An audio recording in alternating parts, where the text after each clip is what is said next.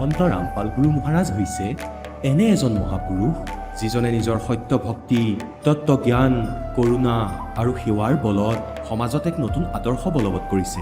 সন্ত ৰামপাল গুৰু মহাৰাজৰ নেতৃত্বত তেওঁৰ সকলো সৎলোক আশ্ৰমে কৰা বিস্ময়কৰ সমাজ কল্যাণমূলক কামে সমাজখনক সোণালী ভৱিষ্যতৰ এক নতুন আশা দেখুৱাইছে। সন্ত ৰামপাল গুৰু মহাৰাজৰ পৰা নাম দীক্ষা গ্ৰহণ কৰাৰ পিছত লাখ লাখ লোকৰ কৰ্কট ৰোগ, এইডছ আদি দুৰাৰোগ্য ৰোগ নিৰাময় হ'ল। সন্তজনাৰ জ্ঞানৰ পৰা অনুপ্ৰাণিত হৈ তেওঁৰ অনুগামীসকলে লাখ লাখ ইউনিট ৰক্তদান কৰে। সন্তজনাই লাখ লাখ ভগ্নী কন্যাৰ যৌতুকমুক্ত বিয়াৰ আয়োজন কৰালে। সন্তজনাই লাখ লাখ মানুহক ড্ৰাগছ আসক্তিৰ পৰা মুক্ত কৰিলে। কোটি কোটি ধ্বংসপ্ৰাপ্ত পৰিয়াল শান্তিত লাগিল।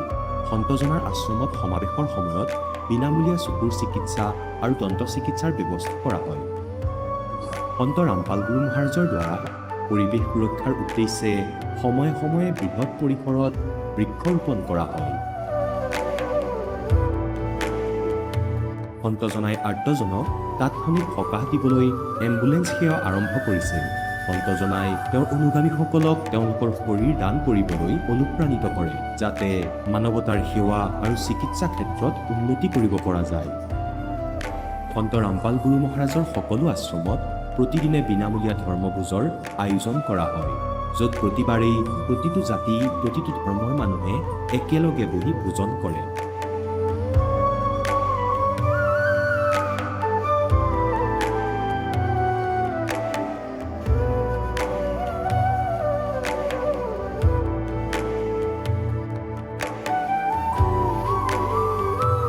সন্ত ৰামপাল গুৰু মহাৰাজৰ আশ্ৰমত সহস্ৰাধিক বৃদ্ধ বৃদ্ধাই শ্ৰদ্ধা আৰু মৰমেৰে জীৱন যাপন কৰাৰ সুযোগ পায়। তেওঁলোকৰ থকা খোৱাৰ আৰু স্বাস্থ্যৰ সম্পূৰ্ণ দায়িত্ব সন্ত ৰামপাল গুৰু মহাৰাজে বহন কৰে। অনাথ শিশুৰ বাবে সন্ত ৰামপাল গুৰু মহাৰাজৰ সকলো আশ্ৰম বিশেষ বৰদানতকৈ কম নহয়, য'ত তেওঁলোকক শিক্ষা, সংস্কাৰ আৰু ভৱিষ্যতৰ বাবে উন্নত সুবিধা প্ৰদান কৰা হয়। বানপানী, ভূমিকম্প বা মহামাৰী যিয়েই নহওক, সন্ত ৰামপাল গুৰু মহাৰাজ আৰু তেওঁৰ অনুগামীসকল সদায় আৰ্তজনৰ বাবে আগৰণুৱা হৈ থাকে। কোভিড মহামাৰীৰ সময়ত সন্ত ৰামপাল গুৰু মহাৰাজৰ আশ্ৰমৰ পৰা কোটি কোটি লোকক খাদ্য, ঔষধ আৰু জীৱন ৰক্ষক সামগ্ৰী যোগান ধৰা হৈছিল।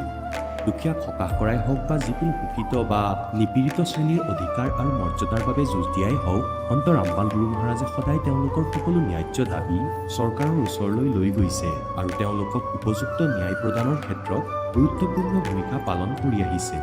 সমাজত আধ্যাত্মিক আৰু সামাজিক মূল্যবোধৰ প্ৰতি সজাগতা অনাৰ প্ৰতিটো পদক্ষেপতে সন্ত ৰামপাল গুৰু মহাৰাজ মানৱতাৰ প্ৰকৃত সেৱক হিচাপে প্ৰমাণিত হৈছে। সন্ত ৰামপাল গুৰু মহাৰাজৰ জীৱনে আমাক শিকাইছে যে প্ৰকৃত সেৱা সেইটোহে যিটো নিস্বাৰ্থভাৱে কৰা হয়। আহক আমিও এই মহান সন্তজনৰ এই মহান সেৱাৰ কামত যোগ দিম আৰু সন্ত ৰামপাল গুৰু মহাৰাজৰ পৰা নাম দীক্ষা লৈ আমাৰ জীৱন ধন্য কৰি তোলোঁ।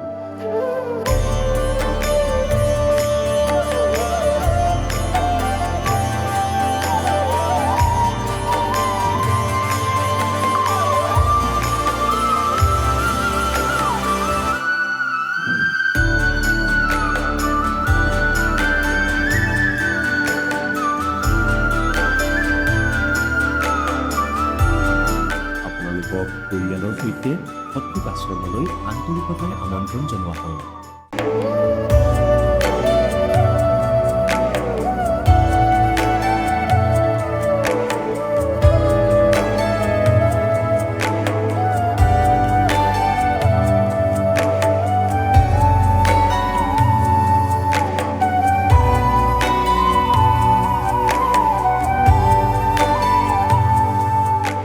নমস্কাৰ।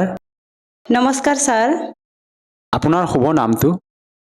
মোৰ নাম ৰৈৰূপ বসুমতাৰী। আপুনি ক'ৰ পৰা আহিছে? মই শোণিতপুৰ ডিষ্ট্ৰিক্ট, অসম ৰাজ্যৰ পৰা আহিছোঁ। আপুনি সন্ত ৰামপাল গুৰু মহাৰাজৰ পৰা নাম দীক্ষা কেতিয়া লৈছিল? মই 6 অক্টোবৰ 2020 লৈছিলোঁ। তেখেতৰ পৰা নাম দীক্ষা লোৱাৰ আগতে আপুনি অন্য কিবা ভক্তি সাধনা কৰিছিলনে? হয়, মই যোনটো আমাৰ হিন্দু সমাজত চলি অহা মই মোৰ মা ঘৰত বাথৌ আছিলে, মই বাথৌ ভক্তি কৰিছিলোঁ। তাৰপিছত এনেকাই মানে মা দেউতাই যেনেকা ভক্তি কৰি আহিছে ময়ো এনেকাই কৰিছিলোঁ। যেনেকা আমাৰ বড়ো সমাজত বাথৌত মংগলবাৰ আৰু বৃষ্টিবাৰ দিনা আৰজ লোৱা হয়। ৰাতিপুৱা এনেকা 10টা বজাৰ পৰা যাই কিনে এনেকা আমাৰ বড়ো সমাজৰ খাম চিফুং আছে, এইবিলাক লৈ এনেকা আৰজ গোৱা হয়, মানে ভগৱানক মাতে আৰু মানে এইবিলাক কৰা হৈছিলে। তাৰপিছত বিয়া হৈ আহি মই আমাৰ হাজবেণ্ডৰ ঘৰত সিহঁতে বিষ্ণু শৰণীয়া মোকো আহি কিনি 1 সপ্তাহমান থাকি মোক এনেকা শৰণ লোৱাই দিলে, বিষ্ণু শৰণ। তাৰপিছত মই হাজবেণ্ডৰ ঘৰত আহি বিষ্ণু ভক্ত হৈ গ'ল আৰু বিষ্ণু ভগৱানক ভক্তি কৰিছিলে। আপুনি যিহেতু জনালে যে আপুনি আমাৰ হিন্দু সমাজত প্ৰচলিত পৰম্পৰাগত যিবিলাক ভক্তি সাধনা, আপুনি আপোনাৰ বড়ো সম্প্ৰদায়ৰ যিবিলাক ভক্তি সাধনা সেই আটাইবিলাক কৰি আছিলে, তেনে ক্ষেত্ৰত আপুনি সন্ত ৰামপাল গুৰু মহাৰাজৰ শৰণলৈ কিয় আহিব লগা হ'ল? মই এইটো ইফালে বড়ো সমাজত বাথৌ মানিলে আৰু ইফালে মোৰ হাজবেণ্ডৰ ঘৰত আহি বিষ্ণু ভগৱানক পূজা কৰিলে। তাৰপিছত এইবিলাক ভক্তি কৰিও মই একো সুখ নাপালে, বহুত দুখ হৈ গ'ল মোৰ জীৱনত। এনেকা মানে বিয়া হৈ আহি শাশুৰ লগত হাই কাজিয়া হৈ গ'ল আৰু ইফালে শৰীৰৰ ইমান বিষ, বিয়া দি কঁকাল বিষ, ভৰি বিষ এনেকা হৈ গ'ল। এনেকাই মানে জীৱনটো নৰক হৈ গ'ল মোৰ। এনেকা দুখ মানে কি কৰিম, ভগৱানক বিচাৰিলেও পোৱা নাই। এনেকা ভক্তি কৰিলেও ৰাতিপুৱাই উঠি কিনে গা পা ধুই কিনে, আমাৰ নামঘৰটো নাছিলে সেই টাইমতো, মানে আমাৰ শাশুৰে শিৱ ভক্ত আছিলে আৰু আমি মোৰ হাজবেণ্ড আৰু মই বিষ্ণু ভক্ত আছিলে। ঘৰতে মানে 2টা নামঘৰ হ'ব। তেনেকাই আমি আমাৰ হাজবেণ্ড আৰু মই নামঘৰটো বনোৱা নাছিলে। যেতিয়া মা দেউতাই কিবা এটা হৈ যাব তেতিয়া আমি নামঘৰটো ল'ম। তাৰপিছত কি কৰিলোঁ, মাহঁতেতো ইফালে শিৱ ভক্ত সিহঁতে নামঘৰ আছে আৰু আমাৰ কি কৰি ল'লে, আমি এটা তুলসী গছ আনিলে, আনি কিনে তাতে পানী ঢালে, ৰাতিপুৱা উঠি গা পা ধুই চাকি বন্তি জ্বলাই। তাৰপিছত ইমান বিষ্ণু ভগৱানৰ ওচৰত ইমান যে কান্দে, মানে ইমান ঘৰত হাই কাজিয়া, ইমান আপোনাক মাতিও কিয় পোৱা নাই আমি, আপুনি ক'ত আছে, এইবিলাক কয়। বহুত কান্দে মানে ৰাতিপুৱা হৈ, মা দেউতাৰ লগত অশান্তি, হাই কাজিয়া, সুখ নাই শৰীৰত, কিহৰ কাৰণে হৈছে এইবিলাক, বহুত এনেকাই দুখ হৈ গ'ল। তাৰপিছত এদিন মানে আমাৰ হাজবেণ্ডে আৰু এজন লগ আছে, সিহঁতে 2জনে মামা পায় এনেকৈ ভকত, মানে এতিয়া বিষ্ণু ভকত। তাৰপিছত গাঁৱে মানুহবিলাক মাতে সিহঁতক গীতা ভাগৱত পঢ়িব। তাৰ কাৰণে সিহঁতে অলপ গীতা ভাগৱতৰ বহুতখিনি কথা ৰাখে মানে। তেনেকাই যাই কিনে সিহঁতে দুটাই মানে ইউটিউবত পালে বোলে এদিন সন্ত ৰামপালজী মহাৰাজে কৈ আছে, মানে গীতা ভাগৱতত মানে এনেকা প্ৰমাণিত কৰি দেখাই আছে কেনেকা ভক্তি কৰিব লাগে গীতাত, শাস্ত্ৰ অনুকূল এইটো দেখাই আছে। এইটো চাই আহি কিনে আমাৰ হাজবেণ্ডে মোক কৈছে, এইটো চাচোন চং, ইয়াত মানে গীতা ভাগৱতৰ কিবা এটা মূল্যৱান কথা কৈ আছে, আমি যোনটো কৰিছে এইটো হোৱা নাই নেকি, এইটো অলপ ভালকৈ চাচোন কৈ কিনে মোক এইটো সন্ত ৰামপালজী মহাৰাজৰ সৎসংটো সি মানে ইউটিউবত লগাই থৈ গ'ল। তেতিয়া সন্ত ৰামপালজী মহাৰাজ গুৰুদেৱে কৈ আছে, এইটো যোনটো কলি যুগত লাষ্টত যে হ'ব কৈছে, কোনোবা এজন ৰাজা আহিব, মানুহবিলাক কাটিব, এনেকা কৈ আছে মানে। আৰু মানুহবিলাক চাপৰ হ'ব, পুৰা মাটি ডুবি যাব, পানী আহিব ওপৰত, এইবিলাক কৈ আছে। আৰে বাবা, এইটো কি কৈ আছে সি, এতিয়া হৈ থাকক কথা কৈছে আৰু পিছত হ'ব বুলিও কৈছে, কোন হয় এইজনো, এনেকা মানে মই অলপ চাই আছোঁ। তথাপিও মোৰ দিমাগত সোমোৱা নাই, মানে এইটো জ্ঞানটো মানে মই ধৰিবই পৰা নাই, কি কথা কৈ আছে এনেকাকৈ। তাৰপিছতে সেইদিনা মই বৰষুণো দিছিলে, নেট পোৱা নাই, থৈ দিলোঁ। থৈ কিনে পিছত আকৌ সি সন্ধিয়া আহি কিনে কৈছে মোক, এইটো বোলে কিবা তাত মানুহবিলাক বোলে বহুত বেমাৰ আজাৰ ভাল হৈছে, ঘৰত হাই কাজিয়াও ভাল হৈছে, ভূত প্ৰেত বাধাও ভাল হৈছে বোলে। আমাৰতো বহুত ঘৰত হাই কাজিয়া বেমাৰ আজাৰ হৈ আছে, আপুনিও তাতে যাওকচোন, হাৰিয়ানাত বোলে, তাত বোলে কিবা আছে, এনেকা কৈছে। তেতিয়া মই কৈছোঁ, এনেকা হ'লেতো ভালে, এনেকা কৈ কিনে তাৰপিছত কথাটো পাতি থাকিলোঁ আমি।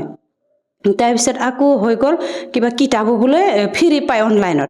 তাৰপিছত সেই জ্ঞান গংগা কিতাপ অৰ্ডাৰ কৰিলে, অৰ্ডাৰ কৰি 3 দিন 4 দিন কমচে কম 1 সপ্তাহ আহি পাইছোঁ জ্ঞান গংগা কিতাপ।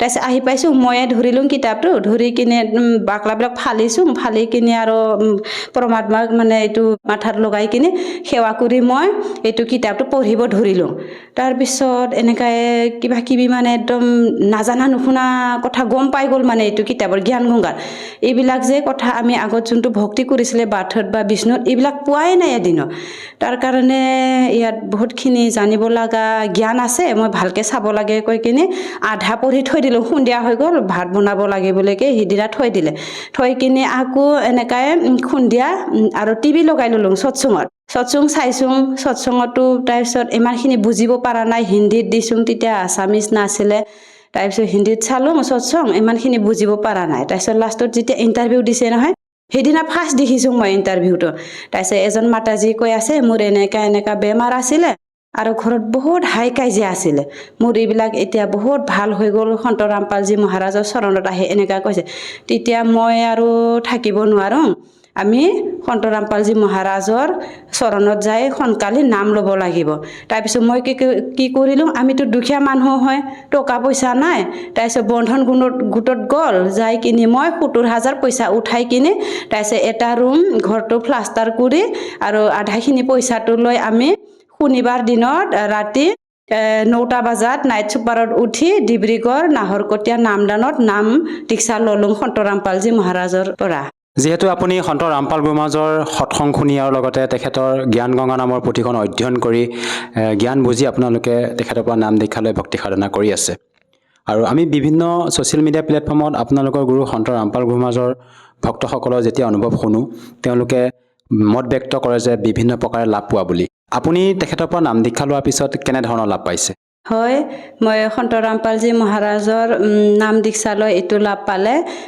মানুহ জনমটো মেইন উদ্দেশ্য পৰমাত্মা প্ৰাপ্তি কৰা মই এইটো পালোঁ আৰু যোনটো আমাৰ ঘৰত চাচুৰ লগত হাই কাজিয়া আমি এটা ঘৰতে এটা চোতালতে দুটা পাকঘৰ বনাব লগা হৈ গ'ল মানে তাৰ লগত জালি নিচিনাহে হৈ গ'ল মানে দুটা হৈ গ'ল এটা ঘৰতে দুটা পাকঘৰ এনেকা হৈ গ'ল তাৰপিছত হাই কাজিয়া আৰু পিছত এতিয়া গুৰুজীৰ দয়াত সন্ত ৰামপালজী মহাৰাজৰ দয়াত এতিয়া মা দেউতাও নাম ল'লে আমি একেলগে এটা ঘৰতে আমি সুখেৰে ভক্তি কৰি আছোঁ আৰু নেক্সট আমাৰ ঘৰত যোনটো টকা পইচাৰ বহুত কমি আছিলে এইবিলাক কমি এতিয়া ইমান সহজতে ঘৰটো চলি গৈছে আমি গমেই নাপায় আগত যে কিমান কষ্ট আছিলে টকা পইচা নাতে মানে হাজিৰা কৰি লৈ আনিলেও নাতে কমি হয় তাতে আৰু মানে হাজবেণ্ড লগত এনেকা কাজিয়া হৈছিলে কিহৰ কমি এইবিলাক এনেকা ভক্তি কৰিও সুখ নাই এইবিলাক কথা লৈয়ে মানে বহুত কাজিয়া হৈছিলে সুখ নাছিলে মানে তাৰপিছত আকৌ যোনদিনা আমি সন্ত ৰামপালজী মহাৰাজৰ চৰণত নাম দীক্ষা ল'ব যাব ওলাইছে সেইটো টাইমত আমাৰ ল'ৰাই মানে শিলি আছিলে সেই শিলি থাকোঁতে অলপ টিংটো কাটিলে মানে সৰু ফাক আছিলে টিংটো তাতে কেনেকা ইমান ডাঙৰ যে কাটি গ'ল গমেই নাপালোঁ আমি আমাৰ ভগতজীয়ে এই প্লাষ্টাৰ কৰি আছিলে ঘৰতে মানে হাজিৰা লৈ মিস্ত্ৰী লৈ ইফালে ব্যস্ত আছিলে মই আৰু সিহঁতক চাহ বনাই আছিলোঁ তাৰপিছত সেই টিভি চাই শিলি আছিলে মানে ৰুমত চাইড ফালে তাৰপিছত টিং থৈ দিছিলোঁ তাতে অলপহে ফাক আছিলে তাতে ইমান বেয়াকৈ কাটিলে তাৰ আঁঠুত তাৰপিছত যে আমি বহুত ভয় লাগিলে মানে কি হ'ব এতিয়া আমি যে ইমান দূৰত যাব ওলাইছে এটা ঠাইত এতিয়া কেনেকা যাম আমি তাৰপিছত ফাৰ্মাচীক ফোন কৰিলে আহি গ'ল এইটো ইমান ডাঙৰ কাটিছে আপোনালোকে তাৰ চৰকাৰী হাস্পতালত লৈ যা আৰু চিলাই আন এনেকা কৈছে কিন্তু আমাৰ হাতত টাইম নাই মানে এনেকা হাস্পতালত যাব কাৰণে এতিয়া সন্ধিয়া হৈ আহিছে আমি গা পা ধুই ভাত চাত খাই ওলাব লাগে মানে এতিয়া কি কৰিম তাৰপিছত আমাৰ মালিকে কৈছে আমাৰ হাজবেণ্ডে কৈছে নাই আজি নাযাওঁ আৰু নাম ল'বলৈ এনেকুৱা কৈছে তেতিয়া ক'লোঁ নাই নহ'ব এইটোতো কি এইটো একোৱেই নহয় এই যোনটো যে আমি ইমান দুখ পাই আছে বেমাৰ আজাৰ অশান্তি হাই কাজিয়া এইবিলাক ইমান কষ্ট পাই আছে কিন্তু তাৰ চৰণত গ'লেহে এইবিলাক সুখ হ'ব বোলে এইটো একোৱেই নহয় ব'ল কিবা এটা কৰিম কৈ কিনে তাৰপিছত এই ফাৰ্মাচীয়ে বিজি এটা দিলে বিষৰ বিজি এটা দি তাৰপিছত মলম লগাই মানে বেণ্ডেজ মাৰি থৈ গ'ল তাৰপিছত এনেকাই ল'ৰাক কাপোৰ চাপোৰ পিন্ধাই আমিও ভাত চাত খাই ওলাই গ'ল ৰাতি কোনোটো ডাক্তৰ চাক্তৰত নিনিলে এই ফাৰ্মাচী অকল বিজি এটা দি থৈ গ'ল বিষৰ ইটোৱে তাৰপিছত এক ৰাতি যাব লাগে আমি 9টা বজাত উঠিব নাইট চুপাৰত তাৰপিছত উঠি কিনে ভাবিছে এই পোৱালিটো ইমান বেয়াকৈ কাটিছে এতিয়া ৰাতি বহুত জ্বৰ উঠিব কিমান যে দিগদাৰ পাব এইবিলাক মানে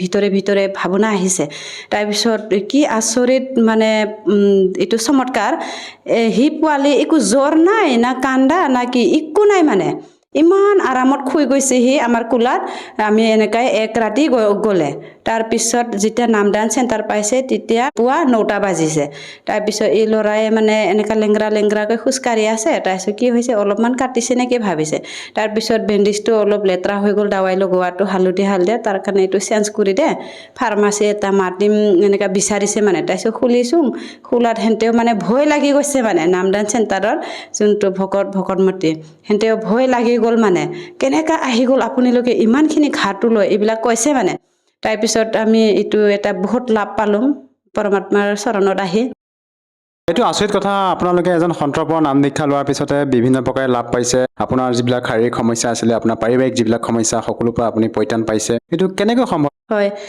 সন্তৰাম পালজী মহাৰাজে বহুত পাৱাৰফুল মন্ত্ৰ দে এই মন্ত্ৰ আৰু যোনটো ভক্তি মৰ্যাদা দে এই ভক্তি মৰ্যাদাত থাকি এই মন্ত্ৰ জাপ কৰাতে আমি এইবিলাক লাভ পাব পাৰিছে আপুনি যিহেতু ক'লে যে আপোনালোকৰ গুৰু সন্ত ৰামপাল গুৰু মহাৰাজে পাৱাৰফুল মন্ত্ৰ প্ৰদান কৰে আপোনালোকক সেই পাৱাৰফুল মন্ত্ৰটো আপোনালোকৰ কোন শাস্ত্ৰৰ আধাৰত প্ৰদান কৰে আপোনালোক সন্তৰাম পালজী মহাৰাজে সকলো বেদ শাস্ত্ৰৰ পৰা এই পৰমাণিক মন্ত্ৰটো প্ৰদান কৰিছে আপুনি আৰু অন্য কিবা লাভ পাইছেনে হয় মোৰ পেটৰ বিষ গ'ল ব্লাডাৰ আছিলে এইটো 16 mm ডাক্তৰ তাত যাই কিনে অপাৰেশ্যন কৰিলোঁ তাৰপিছত এনেকা 2 বছৰ 3 বছৰৰ পিছত আকৌ হৈ গ'ল মোৰ এইটো পেট বিষটো যেতিয়া সন্তৰাম পালজী মহাৰাজকো তেতিয়া সৎসংটো পাই আছোঁ তেতিয়া এই ইণ্টাৰভিউৰ শুনিলোঁ যে এইবিলাক বেমাৰ ভাল হয় তাৰ কাৰণে মই বহুত জোৰ লগাই দিলোঁ আৰু সন্তৰাম পালজী মহাৰাজৰ চৰণৰ সোনকালে গ'ল তাৰ কাৰণে মই এইটো এতিয়া মোৰ এই পেট বিষ পাথৰবিলাকো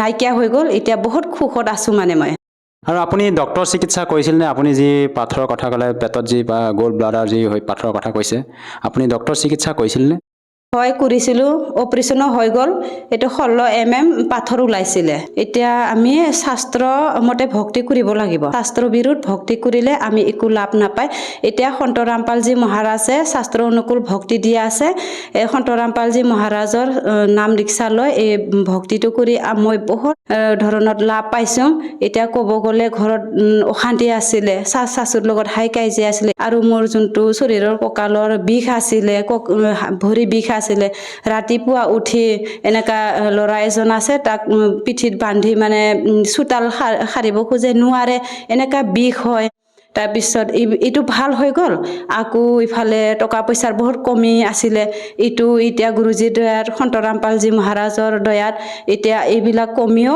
বহুত মানে ভাল হৈ গ'ল আপোনাৰ পৰা আমি আৰু এটা কথা জানিব বিচাৰিছোঁ আমি বিভিন্ন ছ'চিয়েল মিডিয়া প্লেটফৰ্মত আপোনালোকৰ গুৰু সন্ত ৰামপাল গুৰু মহাৰাজৰ যেতিয়া ভক্তসকলৰ অনুভৱ শুনো তেওঁলোকে কয় যে সন্ত ৰামপাল গুৰু মহাৰাজে যৌতুকমুক্ত বিবাহ আয়োজন কৰে তেখেতৰ সতলোক আশ্ৰমত আৰু বিভিন্ন ছ'চিয়েল মিডিয়া প্লেটফৰ্মত আমি দেখিবলৈ পাইছোঁ এগৰাকী মহিলা হিচাপে আপুনি কি ক'ব বিচাৰে সঁচাকৈ সন্ত ৰামপাল গুৰু মহাৰাজে সকলো আশ্ৰমতে যৌতুকমুক্ত বিবাহ আয়োজন কৰেনে হয় যৌতুক ক'লেতো এতিয়া যাৰ ঘৰত ছোৱালী জন্ম লৈছে তেতিয়াই মা দেউতাৰ মাথাত এটা চিন্তা বোজা আহি যায় যেতিয়া ছোৱালী জন্ম ল'লে তাকতো বিয়া দিয়া টাইমত যৌতুক দিব লাগিব তাৰ কাৰণে যৌতুকৰ কাৰণে মা বাপেকে ইমান যে মানে ইফালে কিবা কিবি বেপাৰ বিজনেছ বা চাকৰি কৰি ধন গোটাই থাকে মানে যৌতুকৰ কাৰণে এইটো ভাবিয়ে মানে এটা চিন্তাটো সোমায়ে গ'ল এইবিলাক সমাজৰ বহুত মানে কুৰীতি হয় যোনটো চৰকাৰেও বন্ধ কৰিব নোৱাৰে এইটো এতিয়া আমাৰ সন্তৰাম পালজী গুৰু মহাৰাজে এইটো সমাজৰ পৰা তাৰ শিপাটোৱে মানে উঘালি পেলাইছে এতিয়া তাত কোনো ধৰণৰ টকা পইচা লেনদেন নকৰে নেকি নাই আমাৰ সন্তৰাম পালজী মহাৰাজৰ চৰণত যোনে নাম দীক্ষা ল'ব তাত বিয়া হ'লে কোনো যৌতুক দিয়া লোৱা এইবিলাক নাই নিদিয়ে এইবিলাক আৰু যিসকল দৰ্শকে আজি আপোনাক টিভি স্ক্ৰীণত প্ৰত্যক্ষ কৰি আছে সেইসকলক আপুনি কি বাৰ্তা দিব বিচাৰে যাতে তেওঁলোকে আপোনাৰ দৰে উপকৃত হ'ব পাৰে হয় মইনো কি বাৰ্তা দিম মই আগত যেনেকা ভক্তি কৰিছিলোঁ বিষ্ণু ভক্ত আছিলে ভক্তি কৰিও দিন ৰাত ভগৱানক পূজা কৰিও মানে একো লাভ নাপালে, বেছিহে বেমাৰ আজাৰ বা টকা পইচাৰ কমিত ভুগি গ'ল, আৰু ইফালে ঘৰত শাশুৰ লগত হাই কাজিয়াত ভুগি গ'ল, বহুত দুখ নৰক হৈ গ'ল। আজি সন্তৰামপালজী মহাৰাজৰ চৰণত আহি নাম লৈ মই এনেকা সুখত আছোঁ যে কোনো টকা পইচাৰ কমি নাই, মোৰ দেহাত এনেকা বিষ ব্যাধি নাই, বহুত সুখত আছোঁ, এইবিলাক লাভ পাইছোঁ। আপোনালোকেও সন্তৰামপালজী মহাৰাজৰ চৰণত আহক আৰু এই লাভটো আপোনালোকেও পাব পাৰিব। যদিহে কোনো লোকে সন্ত ৰামপাল গুৰু মহাৰাজৰ পৰা নাম দীক্ষা ল'ব বিচাৰে, সহজভাৱে কেনেকৈ ল'ব পাৰিব? হয়, সন্তৰামপালজী মহাৰাজৰ পৰা নাম দীক্ষা ল'বলৈ বহুত সহজ। আজিকালি যুগত মানুহৰ হাতে হাতে মোবাইল, ছ'চিয়েল মিডিয়া প্লেটফৰ্মত যায়, ইউটিউব, ফেচবুক, ইনষ্টাগ্ৰাম, টুইটাৰ, তাত চাৰ্চ কৰিবি সন্তৰামপালজী মহাৰাজৰ সৎসং, আৰু সৎসঙৰ তলত নাম্বাৰ দিয়া থাকে, এইটো নাম্বাৰটো যোগাযোগ কৰি আপোনালোকে সহজতে নাম দীক্ষা ল'ব পাৰিব। ধন্যবাদ থাকিল। সৎ চাহেব। এতিয়া জগতগুৰু তত্ত্বদৰ্শী সন্ত ৰামপাল গুৰু মহাৰাজৰ সৎসংগৰ মাধ্যমেৰে সেই অদ্বিতীয় আধ্যাত্মিক জ্ঞানৰ বিষয়ে জানি লওঁ, যাৰ মাধ্যমেৰে আপোনালোকেও প্ৰাপ্ত কৰিব পাৰিব এনেকুৱা আধ্যাত্মিক, মানসিক আৰু ভৌতিক সুখ, যি এতিয়ালৈকে কেৱল আপোনালোকে মীৰাবাই, ধ্ৰুৱ, প্ৰহ্লাদ আদি কেইজনমান ভক্তৰ জীৱন কথাতহে শুনিছে। এতিয়া শুনক তত্ত্বদৰ্শী সন্তৰ সৈতে শাস্ত্ৰ অনুকূল ভক্তি সৎসংগ, এনেকুৱা অদ্বিতীয় আধ্যাত্মিক জ্ঞান, যাৰ প্ৰমাণ আছে সকলো ধৰ্মৰ সকলো পবিত্ৰ শাস্ত্ৰত। গৰীবদাসজীয়ে ক'লে যে আমাৰ মাৰ্গ এনে ৰাখি দিয়া নহয়, আমি কেৱল সেই বিধি কওঁ যাৰ দ্বাৰা তোমাৰ পাপ নহ'ব। এতিয়া খেতি কৰা তেন্তে পাপ হয়, হাৰলালে ক'লে, আৰু ইয়াক গাড়ী চলাওঁ যদি তেতিয়াও পাপ হয়। আপুনি গোটেই বিধান কৈ দিলে, এতিয়া ভগৱান এই কৰ্মটো মোৰ দ্বাৰা নহ'ব আৰু মোক আপোনাৰ লগতেই ৰাখি লওক, আপোনাৰ সেৱা কৰিম। তেতিয়া গৰীবদাসজীয়ে ক'লে যে আমাৰ এই মাৰ্গ এনে নহয় ভাই, আমাৰ লগত এনেকুৱা এটা চাবোন আছে, প্ৰতিদিনে যি লেতেৰা কাপোৰ থাকে ইয়াৰে ডেইলি ধুলে চাফা হৈ যায়। এনেকুৱা নাম দিম যে इच्छा कर मारे नहीं, बिन इच्छा मर जा, कह कबीरदास का पाप नहीं लगे। गरीबदास जी ने कहा था कि गाड़ी बाहो खुश रहो और खेती करो खुशहाल, और पर साई सिर पर राखिए। सही भगत हरलाल। যে নিজৰ কামো কৰা আৰু এই মন্ত্ৰৰ জপো কৰা, মৰ্যাদা ভংগ নকৰিবা, তেতিয়া সঠিক ভৱদ হৈ গ'ল হৰলাল।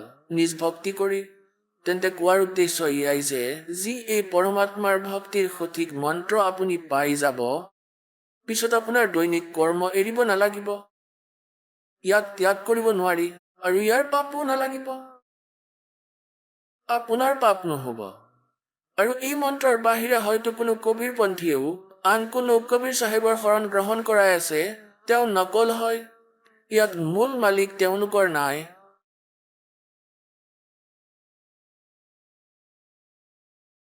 তেন্তে প্ৰসংগ চলি আছে যে কোন পৰমাত্মাৰ ভক্তি আমি কৰিম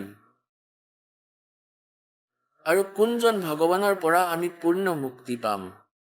গতিকে এনেকুৱা যি সাধনা আপুনি দেখিছে, ভগৱান বিষ্ণু, ভগৱান ব্ৰহ্মা, ভগৱান শিৱৰ সাধনা আৰু এওঁলোকৰ দুৰ্গতি, নিজৰ কৰ্মৰ ফলে এওঁলোকে ভুগিব লাগে, তেন্তে এওঁলোকৰ উপাসকে কি ৰেহাই পাব, সেয়া আণ্ডাৰষ্টুড হয়।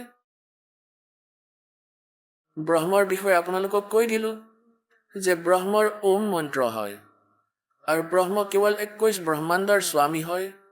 তেওঁ ক্ষৰ পুৰুষ হয়, তেওঁক জ্যোতি নিৰঞ্জন বুলিও কোৱা হয়। তেওঁৰো মৃত্যু হয়, এওঁৰ অন্তৰ্গত যিমান প্ৰাণী আছে তেওঁলোকো স্থিৰ নহয়, আৰু যেতিয়ালৈকে জন্ম মৃত্যু আছে জীৱৰ সুখ হ'ব নোৱাৰে, পৰম শান্তি হ'ব নোৱাৰে। অক্ষৰ পুৰুষ এওঁ 7 সংঘ ব্ৰহ্মাণ্ডৰ স্বামী হয়, 7 সংঘ ব্ৰহ্মাণ্ডৰ, আৰু এওঁৰো জন্ম মৃত্যু হয়। এওঁৰ অন্তৰ্গত সকলো প্ৰাণীও নাশবান হয়, যদিও তেওঁলোকৰ আয়ুস দীঘল হয়, আৰু সকলো জনীত তেওঁলোকে ভুগিব লাগিব। আৰু ইয়াৰ অন্তৰ্গত অক্ষৰ পুৰুষকো ইষ্ট মানি, অৰ্থাৎ পৰব্ৰহ্মকো ইষ্ট মানি যিয়ে সাধনা কৰিব বিচাৰে, তেওঁৰো পৰম শান্তি প্ৰাপ্ত হ'ব নোৱাৰে। কেৱল পৰম অক্ষৰ ব্ৰহ্ম, পৰম অক্ষৰ পুৰুষ, সেই পৰমাত্মাৰ ভক্তি আৰু তেওঁৰ এই নাম পৰম সন্তৰ পৰা লৈ যিয়ে কৰিব তেওঁৰ সকলো লাভ হ'ব। এসময়ত গৰীব দাসজী যেতিয়া পৰমাত্মাৰে পৰিচিত হৈ পৰিছিলে, সতলোক আৰু সৎস্কন্দক স্বয়ং চকুৰে চাই আহিছিলে নিজ আত্মাৰে, তেওঁক পুনৰ এৰি দিছিল কবিৰ পৰমেশ্বৰে। তেওঁৰ জ্ঞান যুগক খুলি দিছিলে, দিব্য দৃষ্টিক খুলি দিছিলে।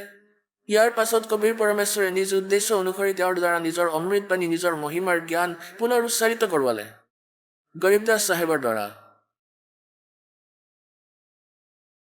আদৰণীয় গৰীব দাস চাহেবজীয়ে সেই বচন পৰমাত্মাৰ নিজ চকুৰে দেখা মহিমা কৈছিলে। আৰু এজন গোপাল দাস নামৰ এক দাদুপন্থীৰ সন্ত আছিলে, তেওঁ ভগতে সেই সকলো পৰমাত্মাৰ মহিমাৰ বাণী গৰীব দাসজীৰ মুখাৰ বিন্দেৰে উচ্চাৰিত লিপিবদ্ধ কৰিছিলে। সেই বাণীত ইমান জোৰ আছে, যেনেকৈ আপোনালোকক আমি নিত্য নিয়মৰ বাবে দিওঁ, ৰাতিপুৱাৰ বাণী, আবেলিৰ আৰতি, দুপৰীয়াৰ ৰমেনি, 3 সময়ৰ আমি আপোনাক ভক্তি কওঁ। এনেকুৱাই বেদতো বিধান আছে যে পৰমাত্মাৰ ভক্তি 3টা সময়ত হয়। তেন্তে সেই সাধনা কৰি গৰীব দাসজীৰ কিছু শিষ্য হ'ল। তেওঁলোকে সাধনা কৰি য'তেই গৈছিল নিজৰ নিত্য নিয়ম অৱশ্যেই কৰিছিলে। লুধিয়ানাৰ ওচৰত এখন ৱাছিয়াৰ গাঁও আছিলে। লুধিয়ানাৰ ওচৰত ৱাছিয়াৰ গাঁৱৰ এজন বহুত ডাঙৰ কৃষক আছিলে, ৰাম ৰায় নাম আছিল তেওঁৰ। আৰু গাঁৱত আৰু এটা নাম ৰখা হৈছিলে, ঝুমকৰা। তেওঁৰ নাম ঝুমকৰাও ৰখা আছিলে। বাস্তৱিক নাম তেওঁৰ ৰাম ৰায় আছিল। এজন গৰীব দাসজীৰ ভগত সেই ৱাছিয়াৰ গাঁৱৰ বাহিৰত গৰমৰ দিন আছিলে।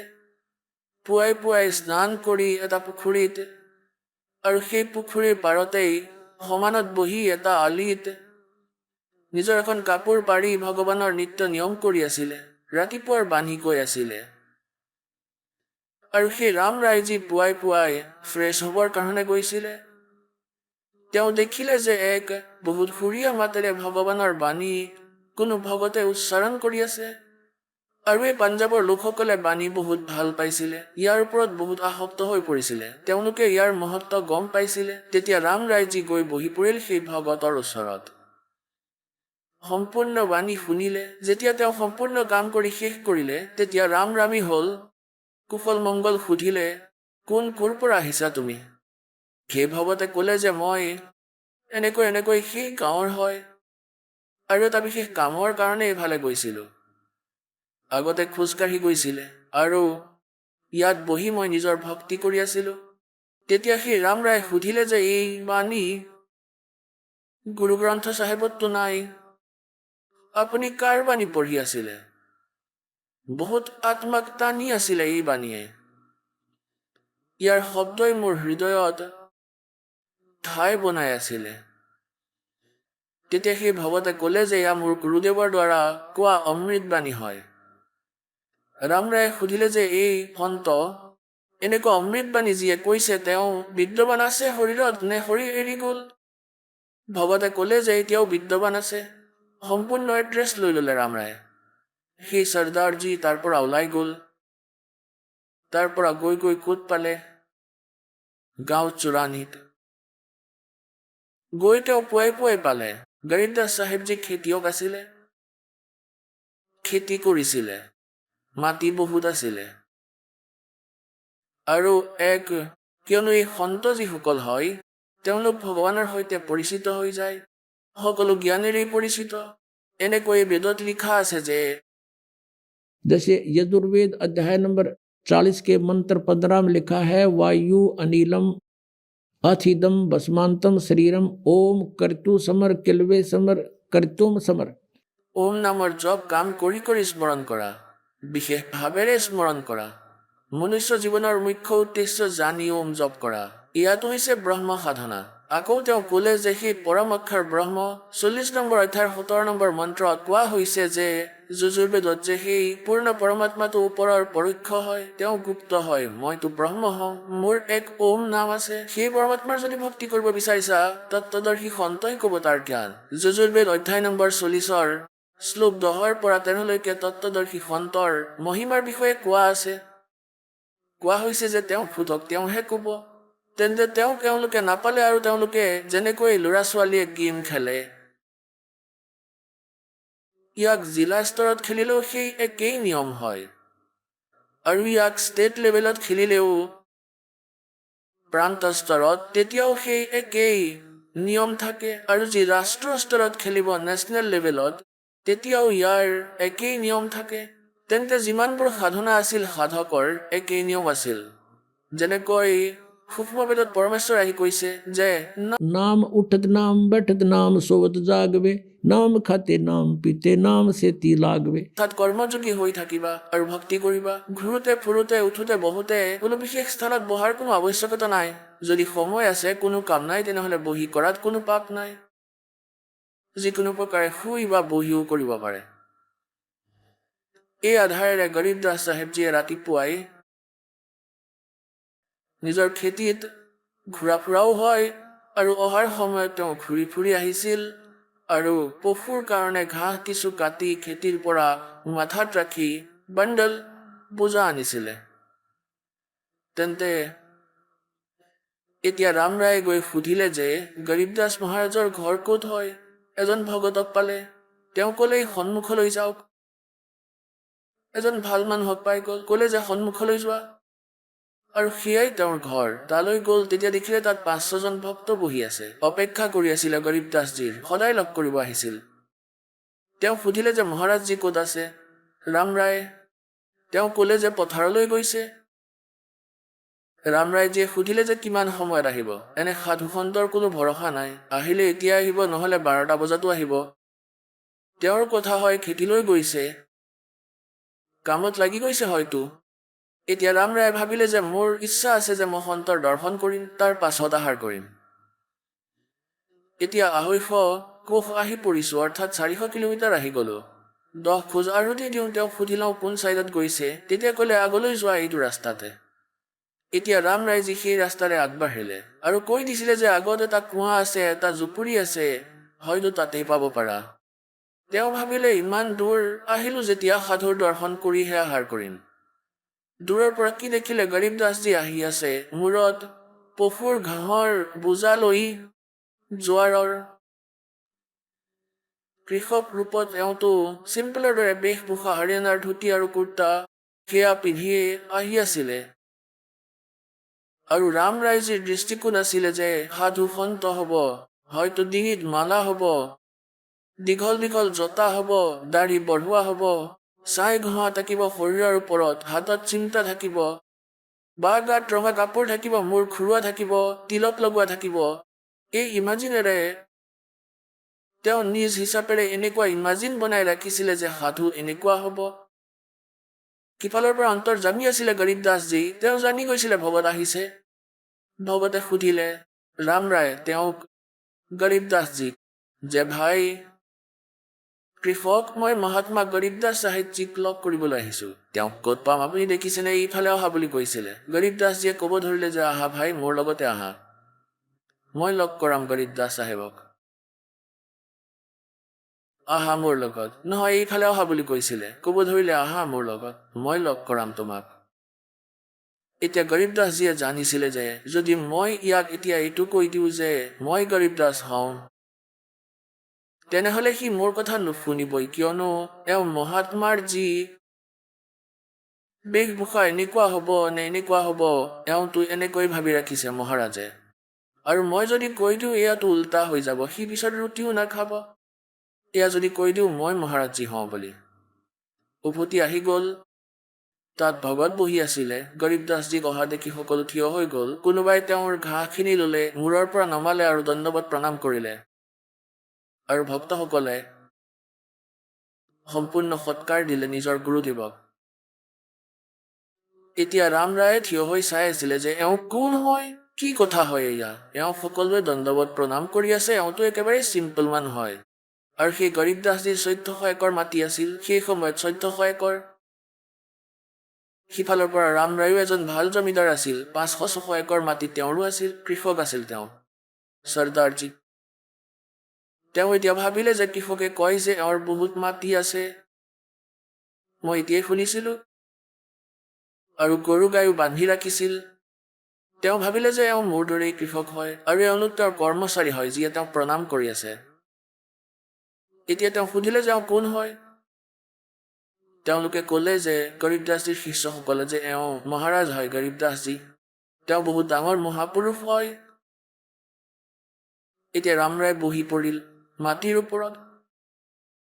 কলিজাত ধৰি ইমান দূৰলৈ আহিলো আৰু পাহাৰ খান্দিলো আৰু নিগনিহে পালো।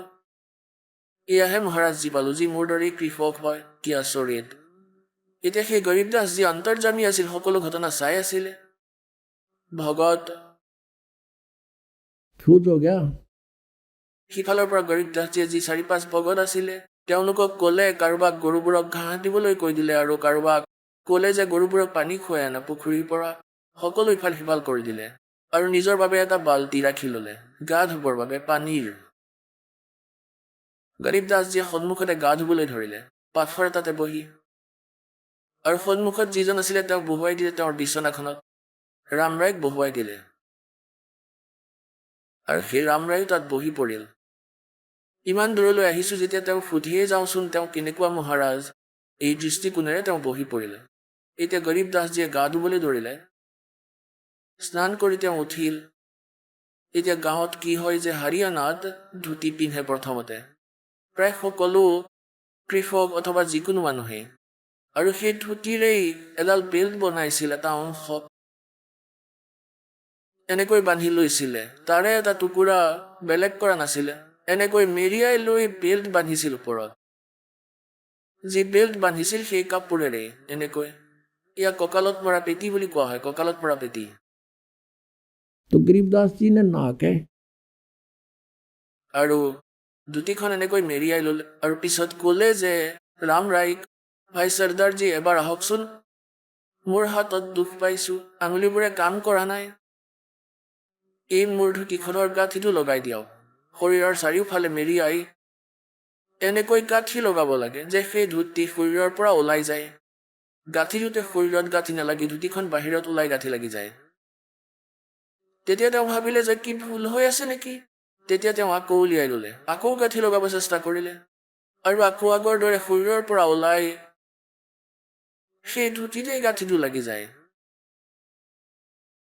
গৰীব দাসজীয়ে মুখখন ঘূৰাই ৰাখিছিল যে তেওঁ সকলোবোৰ পাৰ্থক্য উলিয়াই দিয়ক। এতিয়া যেনেকৈ এই ধুতি আছিল, ইয়াৰ এটা অংশ এনেকৈ কৰি লৈছিলে কৃষকে, এনেকৈ এনেকৈ কৰি, আৰু পিছত ইয়াক বান্ধিছিল শৰীৰৰ চাৰিওফালে, ধুতিৰ সৈতে কানেক্টেড হৈ আছিলে শিখৰ, আৰু এনেকৈ শৰীৰৰ চাৰিওফালে ঘূৰাই লৈ গাঁঠি এনেকৈ লগাব লাগিছিল। তেওঁ এনেকৈ টানিছিল শৰীৰৰ পৰা ওলাই ধুতিত গাঁঠি লাগিছিল। আৰু তৃতীয়বাৰ যেতিয়া এনেকুৱা স্থিতি হ'ল, তেওঁ ওপৰলৈ চালে, তেওঁ দেখোন যোৱাই নাই মোৰ ফালে, যে কি হৈ আছে, তেওঁ দেখোন গাঁঠিটোও বান্ধিব পৰা নাই। তেওঁ যেতিয়া ওপৰৰ ফালে চালে, ৰামৰায় আছিল বিষ্ণুজীৰ পূজাৰী। তেতিয়া গৰীব দাসজীৰ ওপৰৰ অংশ বিষ্ণুজীৰ দৰে হৈ গ'ল, মূৰত মুকুট, 4খন হাত, শংখ চক্ৰ গদা পদ্ম। যেতিয়া এনেকৈ দেখিলে শৰণত পৰি গ'ল। গৰীব দাসজীয়ে তেতিয়া ক'লে যে মই তোমাৰ দৰে এজন কৃষকহে, তুমি গাঁঠিটো কিয় বান্ধিব পৰা নাই। তেতিয়া তেওঁ মনোযোগেৰে চালে আৰু বুজি পালে যে এওঁ কোনো সাধাৰণ মানুহ নহয়। চৰণত ধৰিলে। এতিয়া এনেকুৱা লীলা নকৰাকৈ তেওঁ ৰামৰায়ে একোৱেই নুশুনিলে, এই জ্ঞান এনেকুৱাই। এতিয়া ৰামৰায় বিবশ হৈ গ'ল যে এয়াতো পৰম শক্তি হয়, বিষ্ণুজীৰ অৱতাৰ আহি আছে। বিষ্ণুজী যদিও নহয় তেওঁৰ অৱতাৰ নিশ্চয় হয়, মানে আমাৰ এনেকুৱা ধাৰণা হয়। সেইকাৰণে এওঁক এই জ্ঞান শুনোৱা, শৰণত লোৱা। सोशल सीधर मैं करूं अपने जन के काज। তেতিয়া মালিকে সেই লীলা প্ৰয়োগ কৰিলে, দয়া কৰিলে, তেওঁ সেই সকলো জ্ঞান শুনালে। 1 সপ্তাহ তেওঁ ৰ'ল। আকৌ যাবলৈ তেওঁ মন কৰা নাছিলে, ৰঙত ৰঙীন হৈ গ'ল। তেতিয়া তেওঁ ক'লে যে ভগৱান, এই জ্ঞানটো আজিলৈকে কোনেও আমাক কোৱা নাই, যিটো আজি আপুনি কৈছে। তেতিয়া গৰীব দাসজীয়ে ক'লে যে এই জ্ঞান ভগৱানে ক'লে মোক, তেওঁ স্বয়ং আহিছিলে। তেওঁ পূৰ্ণ পৰমাত্মা কবিৰ দেৱ আছিল, যিয়ে কাশীত এজন ধানকৰ ভূমিকা, এজন শিপিনীৰ ভূমিকা কৰি গৈছিলে। আৰু আপোনালোকৰ গুৰু নানক দেৱৰো তেওঁ এই গুৰু আছিলে। এতিয়া সেই ৰামৰায়ে সকলো কথা মানি ল'লে। বাকী শিক্ষিত সমাজে মানক বা নামানক, तो क्या बताते हैं, हम सुल्तानी नानक तारे गरीबदास जी कहते हैं যে মোৰো উদ্ধাৰ কৰিলে, অব্ৰাহিম চুলতান অধমৰো উদ্ধাৰ কৰিলে, আৰু নানকজীৰ উদ্ধাৰ কৰিলে, আৰু দাদু দাসজীৰ উদ্ধাৰ কৰিলে সেই কবিৰ পৰমাত্মাই। हम सुल्तानी नानक तारे दादू को उपदेश दिया और जात जुलाहा भेद नहीं पाया। वो का सीमा है कबीर हुआ। এতিয়া ৰামৰাইজে ক'ব ধৰিলে চৰ্দাৰজীয়ে, এতিয়া কিয়নো আৰম্ভণিতে এই জ্ঞানবোৰ মানুহে শুনে, কেতিয়াবা সঁচা কেতিয়াবা মিছা এনেকুৱা হয়। এতিয়া তেওঁৰ মূৰটো ঘূৰি আছিলে, সেইকাৰণেও আৰু তেওঁৰ ওৰফে নামটোও বাজি আছিলে। तब गरीबदास जी ने कहा कि तत्व भेद कोई ना कह रे झुमकरा, ये पैसे ऊपर नाच सुनो रई झुमकरा। कोटों मध्य कोई नहीं रे झुमकरा, अरबों में कोई गर्क सुनो रई झुमकरा। এতিয়া গৰীবদাসজীয়ে কয় যে মই যি জ্ঞান ক'লো, প্ৰথমতেতো সেই জ্ঞান কাৰো হাতত নাই। আৰু যি বাকীসকল বিদ্বান বনি ঘূৰি ফুৰিছে, কয় যে বেদক জানে, তেওঁলোকে টকাৰ বিনিময়ত কথা শুনাই থাকে, ধন উপাৰ্জন কৰি মানুহক ঠগি আছে, তেওঁলোকৰ ওচৰত সত্য জ্ঞান সমূলি নাই। আৰু কয় কোটি সন্তৰ ওচৰতো তোমালোকক এই জ্ঞানৰ বিষয়ে কোৱা মানুহ নোলাব। अरबों में कोई गर्क सुनो रे झुमकरा, अरबों में। এতিয়া যেনেকৈ পুণ্যাত্মাসকল কবিৰ পন্থ, গোটেই দেশৰ গুৰু য'তেই দেখা যায় তাতেই কবিৰপন্থী। তেওঁলোকে ক খ নাজানে, তেওঁলোকৰ ওচৰত সত্য বিধি নাই, তেওঁলোকো সেই কালৰ জালতেই আছে। এতিয়া কি ক'লে যে अरबों में कोई गर्क सुनो रे झुमकरा। গৰ্গ মানে কমপ্লিট ইন অল ৰেচপেক্ট। যেনেকৈ কোনোবাই এই জ্ঞান শুনিলে আৰু এই দাসৰ পৰা তিনিওটা মন্ত্ৰ প্ৰাপ্ত কৰি ল'লে আৰু গুৰুদ্ৰোহী হৈ নাম দান দিবলৈ ধৰিলে। জ্ঞানো তেওঁৱেই দি আছে আৰু নামো তেওঁৱেই দি আছে, কিন্তু তেওঁৰ গৰ্ক নাই, তেওঁৰ অধিকাৰ নাই, তেওঁতো জীৱৰ শত্ৰু হয়। তেন্তে মানি লওক যে কোনোবাই কবিৰ চাহেবৰ বাণী কবিৰ সাগৰ পঢ়ি ল'লে। যেনেকৈ কবিৰপন্থীসকলৰ আজিলৈকে যাৰে ইতিহাস চোৱা, যাৰেই তাৰ পৰা ইয়ালৈ শিষ্য আহিছে, তেওঁলোকে কৈছে তেওঁলোকে এই নাম দিয়ে, তেওঁলোকে এই নাম দিয়ে। কোনোবাই বেলেগ নাম দিয়ে, কোনোবাই সম্পূৰ্ণ মন্ত্ৰই কৈ দিয়ে, পাতালেশ্বৰ সিন্ধু নাম, আমুক নাম, আৰু কোনোবাই নাম দিয়ে শ্ৰী গুৰু সদগুৰুৱে নমঃ। এয়া যি টি কৈ থাকে সকলোৱে। আৰু ইয়াৰে কিছুমানে কবিৰ চাহেবৰ এই সৃষ্টি ৰচনা শুনাই, অলপ চলপ কথা শুনাই, দেখাই যে এয়া কথা কৈ আছে সেই দাসৰ ফালৰ পৰা, তেওঁৰ দৰে। এয়া যেনেকৈ এই ৰাধা স্বামী পন্থৰো সচখণ্ড আৰু সতলোকৰো জমা ৰেল বনাই ৰাখিছে, তেওঁলোকে ক খও নাজানে। তেন্তে এনেকুৱা লাগে যে এওঁ সচখণ্ডৰ কথাই কৈ আছে, তেওঁ কৈ আছে, তেওঁ কবিৰ চাহেবৰ বিষয়ে কয়, তেওঁলোক নকল হয়, এওঁলোক পৰিপূৰ্ণ নহয়, এওঁলোক কমপ্লিট ইন অল ৰেচপেক্ট নহয়। তেওঁলোকৰ ওচৰত সকলো জ্ঞান হৈ গ'ল যে আপোনাৰ এইটো বেমাৰ আছে, তেওঁ কৈ দিলে যে তোমাৰ এইটো বেমাৰ আছে, সেয়া শুনি কোনোবাই কৈ দিলে যে তোমাৰ এইটো বেমাৰ আছে, আৰু ঔষধেই যদি নাই তেনেহ'লে কি লাভ সেই জ্ঞানৰ? তেনেহ'লে ডক্তৰৰ ওচৰলৈ যোৱা, যাৰ ওচৰত ঔষধ আছে, তেওঁ ৰোগৰ কথাও ক'ব আৰু যাওঁতে ঔষধ দিব, ঠিক হৈ যাবা। तो कहा कि कोटों मध्य कोई नहीं रे झुमकरा, अरबों में कोई गर्क सुनो रे झुमकरा, अरबों में। যেনেকৈ এখন গাঁৱত যদি 10,000 15,000 ব্যক্তি থাকে, তেনেহ'লে 5,000 গুৰু পোৱা যাব। অলপকৈ কৈ আছোঁ, নহ'লে বেছি হৈ যাব। যেনে কাৰোবাৰ শিশুৰ কোনো অসুবিধা হ'লে প্ৰথমতে তাইৰ শাহুৱে ক'ব যে মাজনী তাক বাহিৰত ৰাখ, 100 টকা। এতিয়া ওচৰ চুবুৰীয়া আহিব, ক'ব কি হ'ল মাজনী? বাইদেৱে ক'ব এনেকুৱা হৈ গ'ল, ভিতৰলৈ নি 2 টকা দিব। আকৌ কোনোবা আহিব, নজৰ লাগিছে বুলি মাটি অলপ উঠাই ছটিয়াই দিব ওপৰত। চতুৰ্থজন আহিব আকৌ গুৰগাঁৱৰ পৰা, অৰ্থাৎ এজনৰ ওপৰত 5জন মাষ্টাৰ হৈ যাব গুৰু। এনেকুৱা সকলো ঘৰতে 1জন 2জন নিশ্চয় পোৱা যাব। কোনোবাই ক'ব ব্ৰহ্মাৰ পূজা কৰা, কোনোবাই বিষ্ণুৰ, কোনোবাই শিৱৰ, কোনোবাই ভৈৰৱৰ, কোনোবাই ভূতৰ, আৰু বহুত আছে। আৰু কোনোবাই ক'ব ব্ৰহ্মৰ পূজা কৰা, ইয়াৰ ওপৰত কোনোৱেই ভগৱান নাই, এওঁলোক গণনাত নাহে। গীতাজীৰ অধ্যায় নম্বৰ 7 শ্লোক নম্বৰ 19 কোৱা আছে যে कि अर्जुन बहुनाम जन्माना मनते ज्ञानवान माम प्रपते, वासुदेव सर्वमिति स महात्मा सुदुर्लभ। বহুত জন্মৰ অন্তৰ জন্মত কোনোবাই মোক পূজা কৰে, ব্ৰহ্মলৈকে যায়, তেওঁলোকৰ বুদ্ধি নহ'লে এই দেৱতাসকলতে আবদ্ধ হৈ থাকিলে হয়। কিন্তু এইবোৰ কোৱাজন বাসুদেৱ, সৰ্বমিতি বাসুদেৱ, অৰ্থাৎ সেই পৰমাত্মা তৎব্ৰহ্ম। গীতাজীৰ অধ্যায় নম্বৰ 18 শ্লোক নম্বৰ 62 কোৱা হৈছে যে সৰ্বভাৱেৰে তেওঁ শৰণলৈ যোৱা, কোৱা হয় এনেকুৱা কোনো সন্ত পাপ নাশক হয়, তেওঁ সম্পূৰ্ণ মুক্তিদায়ক হয়, তেওঁৱেই সকলো সৃষ্টিৰ ৰচক হয়। কোৱা হয় এনেকৈ সাধু বহুত কষ্টৰে পোৱা যায়। তেতিয়া এই দৃষ্টিকোণেৰে গৰীবদাসজীয়ে কৈছে যে कोटो मध्य कोई नहीं रे झूमक रहा, अरबों में कोई ग्रक सुनो रे झूमक रहा, तत्व भेद कोई ना कहे रे झूमक रहा, ये पैसे ऊपर ना सुनो रे झूमक रहा। तो गरीबदास साहिब ने कहा था भजन करो उस रब का जो दाता है कुल सभी का। তেওঁ হয় সেই কুলৰ দাতা, কবিৰ ইজ গড, আৰু এওৰেই পূজা কৰা। बोलो सतगुरुदेव।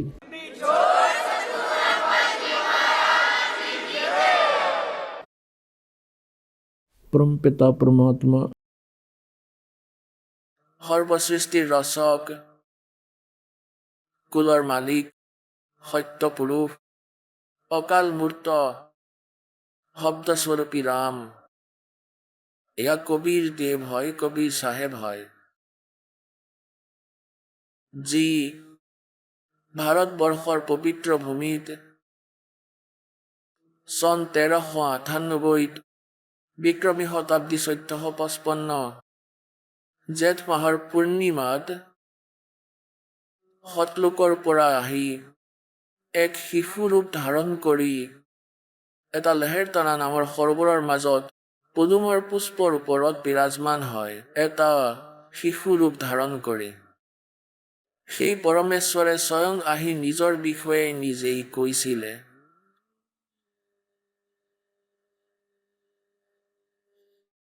আৰু সেই পৰমেশ্বৰে কোৱা জ্ঞানেৰে কালৰ দূতবোৰে নিজৰ বেলেগ বেলেগ দোকান খুলি ৰাখিছে। সকলোৱে সচ্খণ্ডৰ সতলোকৰ গীত গাবলৈ ধৰিলে। তেওঁলোকে ক খই নাজানে, সচ্খণ্ড কি হয়, সতনাম কাক কয়, আৰু সতলোক, সাৰনাম, সৎশব্দ, সতনাম এইবোৰনো কি বস্তু হয়। ইয়াৰ বিষয়ে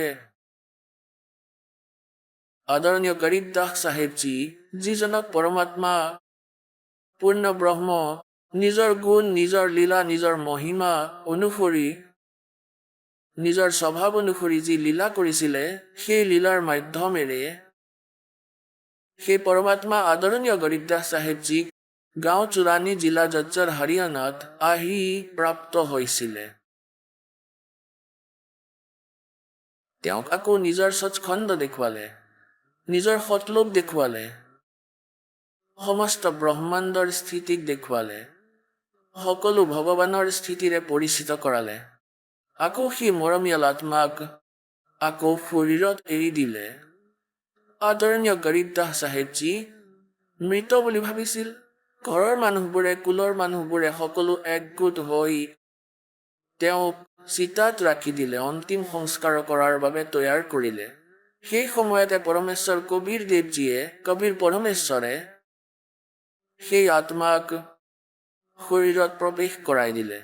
ইয়াৰ পিছত গৰীবদাস চাহেবজীয়ে নিজৰ চকুৰে দেখা সচ্খণ্ডৰ যি বিৱৰণ দিলে, সেয়া পৰমাত্মাই 600 বছৰ আগতে যি জ্ঞান দিছিলে, সেয়াৰ সতে একেবাৰেই মিল খায়। এতিয়া আপোনালোকে শুনিলে জগতগুৰু তত্ত্বদৰ্শী সন্ত ৰামপাল গুৰু মহাৰাজৰ মংগল প্ৰবচন।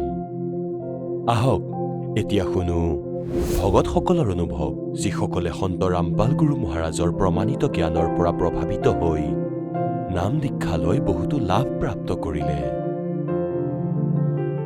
নমস্কাৰ। নমস্কাৰ ছাৰ। কি নাম আপোনাৰ? মোৰ নাম ঋতু বৰ্মা। ঋতু, আপুনি ক'ৰ পৰা আহিছে?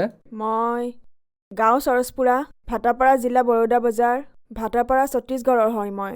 ঋতু, আপুনি সন্ত ৰামপালদেৱ মহাৰাজৰ পৰা নাম দীক্ষা কেতিয়া ল'লে? মই সন্ত ৰামপালদেৱ মহাৰাজৰ পৰা নাম দীক্ষা 19 ছেপ্টেম্বৰ 2020 লৈছোঁ ছাৰ। সন্ত ৰামপালদেৱ মহাৰাজৰ পৰা নাম দীক্ষা লোৱাৰ আগতে আপুনি কি ভক্তি সাধনা কৰিছিলে? মই ছাৰ সন্ত ৰামপালদেৱ মহাৰাজৰ পৰা নাম দীক্ষা লোৱাৰ আগতে মই সকলোবোৰ দেৱী দেৱতাৰ ভক্তি কৰা কৰিছিলোঁ। সোমবাৰে ব্ৰত ৰাখিছিলোঁ, দুৰ্গা মাৰ ব্ৰত ৰাখিছিলোঁ, শনি দেৱতাৰ ব্ৰত ৰাখিছিলোঁ, সাই বাবাৰ ব্ৰত ৰাখিছিলোঁ আৰু সকলোবোৰ তীৰ্থস্থানলৈ গৈছিলোঁ। আপুনি যিহেতু কৈছে যে আপুনি বহুত ভক্তি সাধনা কৰিছিলে, বহুত ব্ৰতো ৰাখিছিলে, তেন্তে কি কাৰণে আপুনি সন্ত ৰামপালদেৱ মহাৰাজৰ শৰণলৈ আহিলে? মই বহুত সমস্যাত আছিলোঁ ভগতদেৱ। মই বহুত শাৰীৰিক কষ্টত ভুগিছিলোঁ, যেনে ধৰক মূৰৰ বিষ হোৱা, কঁকালৰ বিষ হোৱা, বুকুৰ বিষ হোৱা। মই বহুত সমস্যাত আছিলোঁ, কিন্তু ক'তোৱে সমাধান পোৱা নাছিলোঁ। গতিকে এবাৰ মোৰ স্বামীয়ে জীৱনৰ সুগম পথ নামৰ কিতাপ এখন লৈ আহিলে ঘৰলৈ। তেতিয়া তেওঁ ক'লে যে এইখন পঢ়ি চোৱা তুমি, ইয়াত বহুত ভাল জ্ঞান লিখা আছে। তাৰপিছত মই পঢ়া আৰম্ভ কৰিলোঁ। মোৰ বহুত ভাল লাগিল। সকলো জ্ঞান বুজি পালোঁ যে এওঁৱেই পূৰ্ণ পৰমাত্মা হয়। কবি চাহেবেই পূৰ্ণ পৰমাত্মা। কবি চাহেবৰ ৰূপত সন্ত ৰামপালদেৱ মহাৰাজ আহিছে। এনেদৰেই মোৰ সকলো জ্ঞান হৈ গ'ল। মুক্তি মাৰ্গৰ কথা জানিলোঁ। এনেদৰে সন্ত ৰামপালদেৱ মহাৰাজৰ শৰণলৈ আহিলোঁ। সন্ত ৰামপালদেৱ মহাৰাজৰ পৰা নাম দীক্ষা লোৱাৰ পিছত আপুনি লাভ পালেনে? হয় ছাৰ, মই লাভটো বহুত পাইছোঁ, কিন্তু মই মেইন পইণ্ট কেইটা কওঁ। যেনে ধৰক মোৰ মূৰৰ বিষ হৈছিলে। মই শহুৰৰ ঘৰত ভালদৰে কাম কৰিব পৰা নাছিলোঁ। যেতিয়া গধূলি হয় তেতিয়া মূৰৰ বিষ হোৱা আৰম্ভ হৈছিলে। মই টেবলেট খাই কাম কৰিবলগীয়া হৈছিলে। আৰু বুকুৰ বিষ হৈছিলে। এনেকুৱা লাগিছিল যেন বুকুত ফুটা হৈ গৈছিলে। আৰু কঁকালৰ বিষ, আৰু এইখিনিত আপুনি চাব পাৰে মোৰ গলৰ ইয়াত কেঞ্চাৰ হৈ গৈছিলে। আৰু ডক্টৰে কৈছিলে যে তাইক অপাৰেশ্যন কৰিব লাগিব, এনেদৰে কৈছিলে। মই বহুত ভয় খাইছিলোঁ। মই অপাৰেশ্যন কৰিব বিচৰা নাছিলোঁ। তাৰপাছত এটা ঠাইৰ পৰা মই গম পালোঁ যে বেলপান নামৰ এখন গাঁও আছে বিলাসপুৰ ক্ষেত্ৰত। তাতে গম পালোঁ যে আয়ুৰ্বেদিকৰ ঔষধ দিয়ে আৰু ভাল হৈ যায়। তাৰপাছত দেউতাই মোক ক'লে যে ব'লা তালৈকে যাওঁ, তাতে গ'লে তুমি ঠিক হৈ যাবা। তাৰপাছত মই তালৈ গ'লোঁ। তাৰপাছত গ'লোঁ বাৰু তালৈ, ভালো হ'লোঁ। কিন্তু 1.5-2 বছৰৰ পিছত আকৌ উৎপন্ন হৈ গ'ল এই কেঞ্চাৰ। তাৰপাছত মই সন্ত ৰামপালদেৱ মহাৰাজৰ শৰণলৈ আহিলোঁ। সন্ত ৰামপালদেৱ মহাৰাজক মই মনেৰে প্ৰাৰ্থনা কৰিলোঁ যে হে পৰমাত্মা, মই ক'তো যাব নিবিচাৰোঁ। না ডক্টৰৰ তাত যাব বিচাৰোঁ, না ওজা তান্ত্ৰিকৰ ওচৰলৈ, না মই ঔষধ লগাব বিচাৰোঁ, না মই ঔষধ খাব বিচাৰোঁ। এনেকৈ ক'লোঁ। মই মনে মনে সন্ত ৰামপালদেৱ মহাৰাজক প্ৰাৰ্থনা কৰিলোঁ। তেতিয়া এই কেঞ্চাৰ নিজে নিজে ভাল হৈ গ'ল ভগতদেৱ ছাৰ। মই না 1 টকাৰ দৰৱ খালোঁ, না পিল খালোঁ। ডক্টৰে কৈছিলে যে তাইৰ অপাৰেশ্যন কৰাব লাগিব, এনেকৈ কৈছিলে। তাৰপাছত মই সন্ত ৰামপালদেৱ মহাৰাজৰ শৰণলৈ অহাৰ পিছত মই মনে মনে প্ৰাৰ্থনা জনালোঁ যে মই ক'তো যাব নিবিচাৰোঁ। আপুনিয়েই ঠিক কৰি দিব পৰমাত্মা, যিহেতু ইমান ডাঙৰ বেমাৰ আপুনি ভাল কৰিব পাৰে। এইটোতো সৰু সুৰা কথা। আপুনি মৃতককো জীৱিত কৰিব পাৰে, গতিকে এইটোও কৰিব পাৰিব। এনেকৈ ভাবি মই মনে মনে ঘৰত বহি গ'লোঁ। পিছত এয়া নিজে নিজেই ভাল হ'ল। না মই ডক্টৰৰ ওচৰলৈ গ'লোঁ, না মই কোনো ঔষধ খালোঁ, না ঔষধ লগালোঁ। আজিৰ পৰা প্ৰায় 1.5 মাহমান আগৰ কথা। ইয়াত মোৰ ফুলি গৈছিলে আৰু ইয়াত গাঢ় হৈ গৈছিলে। তেতিয়া মই ছ'ন'গ্ৰাফি কৰাব কৈছিলে ডক্টৰে। তেতিয়া মই ছ'ন'গ্ৰাফি কৰালোঁ আৰু তেতিয়া ডক্টৰে ক'লে যে এয়া কেঞ্চাৰ হয়, ইয়াৰ অপাৰেশ্যন কৰাব লাগিব, আৰু এই জেগাত কেঞ্চাৰ হৈছে, ইয়াৰ অপাৰেশ্যন কৰাব লাগিব। আৰু এই যে ইয়াত গাঢ় হৈছে, ইয়াতো অপাৰেশ্যন কৰাব লাগিব। ইয়াৰ আন চিকিৎসা নাই, এনেকৈ ক'লে। তাৰপিছত মই হস্পিটেলৰ পৰা যেতিয়া মই ঘৰলৈ আহিলোঁ, সন্ত ৰামপালদেৱ মহাৰাজক প্ৰাৰ্থনা জনালোঁ। তেতিয়া প্ৰাৰ্থনাৰ উত্তৰ আহিল যে মালিকে দয়া কৰিব, এনেকৈ আহিল। তাৰ এসপ্তাহ পিছত ছাৰ, এই গাঢ়ৰ মই নিজে আচৰিত হৈ গৈছিলোঁ যে এই গাঢ়ৰ যাৰ অপাৰেশ্যনৰ বাহিৰে আন কোনো চিকিৎসাই নাছিলে, এই গাঢ় নিজে নিজে ফুটিয়েই ভাল হৈ গ'ল ছাৰ। ইয়াৰ বাবে মই 1 টকাও খৰচ কৰিবলগীয়া নহ'ল। এয়া মোৰ লগত ৰিপৰ্ট আছে, আপুনি চাব পাৰে ছাৰ। এয়া মোৰ কেঞ্চাৰৰ ৰিপৰ্ট আপুনি চাব পাৰে ছাৰ, যাৰ বাবে ডক্টৰে অপাৰেশ্যন কৰাবলৈ কৈছিলে। ডক্টৰে কৈছিলে যে অপাৰেশ্যনৰ বাহিৰে ইয়াৰ কোনো অন্য চিকিৎসাই নাই। তাৰপাছত মই সন্ত ৰামপালদেৱ মহাৰাজৰ পৰা প্ৰাৰ্থনাৰ নম্বৰত মই ফোন লগালোঁ। তেতিয়া পৰমাত্মাৰ আদেশ আহিল যে মালিকে দয়া কৰিব, এনেকৈ। তাৰে এসপ্তাহৰ পিছত মোৰ হাতত যি গাঢ় আছিলে, এসপ্তাহৰ পিছত সেয়া ঠিক হৈ গ'ল, ফুটি ভাল হৈ গ'ল। মই এতিয়া সুস্থ জীৱন যাপন কৰি আছোঁ ছাৰ। 1 টকাও খৰচ নহ'ল। নিজে নিজেই এই কেঞ্চাৰ আৰু গাঢ় ঠিক হৈ গ'ল ছাৰ। সন্ত ৰামপালদেৱ মহাৰাজৰ পৰা নাম দীক্ষা লোৱাৰ পিছত আপোনাৰ কেঞ্চাৰ ভাল হ'ল। আপুনি কৈছে যে আপোনাৰ 1 টকাও খৰচ নহ'ল আৰু আপোনাৰ কেঞ্চাৰ ভাল হ'ল। আপুনি ৰিপৰ্টো দেখুৱালে। গতিকে যিসকল দৰ্শকে আজি আপোনাক টিভিত দেখি আছে আৰু তেওঁলোকো এই গভীৰ বেমাৰত গ্ৰস্ত, তেওঁলোকক কি ক'ব? মই সমগ্ৰ ভক্ত সমাজক এয়াই ক'ব বিচাৰিম যে যিসকল এই বেমাৰত গ্ৰস্ত হৈ আছে, কাৰোবাৰ কেঞ্চাৰ হৈ আছে, কাৰোবাৰ জ্বৰ হৈ আছে, কাৰোবাৰ কিবা আন বেমাৰ হৈ আছে, তেওঁলোকে সন্ত ৰামপালদেৱ মহাৰাজৰ পৰা নাম দীক্ষা লৈ তেওঁৰ শৰণলৈ আহি নাম দীক্ষা লৈ নিজৰ কল্যাণ কৰাওক। সন্ত ৰামপালদেৱ মহাৰাজৰ পৰা নাম দীক্ষা কেনেকৈ ল'ব পাৰি? সন্ত ৰামপালদেৱ মহাৰাজৰ পৰা নাম দীক্ষা এনেকৈ ল'ব পাৰি। টিভিত এটা হালধীয়া শাৰী আহি থাকে, তাতে কিছুমান নম্বৰ দিয়া থাকে। সেই নম্বৰত আপোনালোকে যোগাযোগ কৰি নামদান কেন্দ্ৰৰ পৰা সন্ত ৰামপালদেৱ মহাৰাজৰ পৰা নাম দীক্ষা লৈ আপোনাৰ কল্যাণ কৰাব পাৰে। ধন্যবাদ। সৎ চাহেব ছাৰ। সন্ত ৰামপাল গুৰু মহাৰাজ হৈছে এনে এজন মহাপুৰুষ যিজনে নিজৰ সত্য ভক্তি, তত্ত্বজ্ঞান, কৰোণা আৰু সেৱাৰ বলত সমাজত এক নতুন আদৰ্শ বলবৎ কৰিছে। সন্ত ৰামপাল গুৰু মহাৰাজৰ নেতৃত্বত তেওঁৰ সকলো সৎলোক আশ্ৰমে কৰা বিস্ময়কৰ সমাজ কল্যাণমূলক কামে সমাজখনক সোণালী ভৱিষ্যতৰ এক নতুন আশা দেখুৱাইছে। সন্ত ৰামপাল গুৰু মহাৰাজৰ পৰা নাম দীক্ষা গ্ৰহণ কৰাৰ পিছত লাখ লাখ লোকৰ কৰ্কট ৰোগ, এইডছ আদি দুৰাৰোগ্য ৰোগ নিৰাময় হ'ল। সন্তজনাৰ জ্ঞানৰ পৰা অনুপ্ৰাণিত হৈ তেওঁৰ অনুগামীসকলে লাখ লাখ ইউনিট ৰক্তদান কৰে। সন্তজনাই লাখ লাখ ভগ্নী কন্যাৰ যৌতুকমুক্ত বিয়াৰ আয়োজন কৰালে। সন্তজনাই লাখ লাখ মানুহক ড্ৰাগছ আসক্তিৰ পৰা মুক্ত কৰিলে। কোটি কোটি ধ্বংসপ্ৰাপ্ত পৰিয়াল শান্তিত লাগিল। সন্তজনাৰ আশ্ৰমত সমাৱেশৰ সময়ত বিনামূলীয়া চকুৰ চিকিৎসা আৰু দন্ত চিকিৎসাৰ ব্যৱস্থা কৰা হয়। সন্ত ৰামপাল গুৰু মহাৰাজৰ দ্বাৰা পৰিৱেশ সুৰক্ষাৰ উদ্দেশ্যে সময়ে সময়ে বৃহৎ পৰিসৰত বৃক্ষৰোপণ কৰা হয়। সন্তজনাই আৰ্তজনক তাৎক্ষণিক সকাহ দিবলৈ এম্বুলেন্স সেৱা আৰম্ভ কৰিছিল। সন্তজনাই তেওঁৰ অনুগামীসকলক তেওঁলোকৰ শৰীৰ দান কৰিবলৈ অনুপ্ৰাণিত কৰে, যাতে মানৱতাৰ সেৱা আৰু চিকিৎসা ক্ষেত্ৰত উন্নতি কৰিব পৰা যায়। সন্ত ৰামপাল গুৰু মহাৰাজৰ সকলো আশ্ৰমত প্ৰতিদিনে বিনামূলীয়া ধৰ্মভোজৰ আয়োজন কৰা হয়, য'ত প্ৰতিবাৰেই প্ৰতিটো জাতি, প্ৰতিটো ধৰ্মৰ মানুহে একেলগে বহি ভোজন কৰে।